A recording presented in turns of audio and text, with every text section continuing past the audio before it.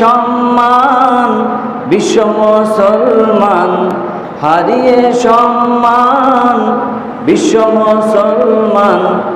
আর কত করবে তুমি ঘুমানোর ভান, ডাকছে তোমায় আল কুরআন, হায়রে ডাকছে তোমায় আল কুরআন।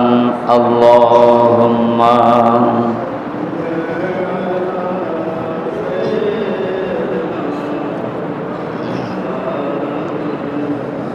وعلى آل سيدنا مولانا।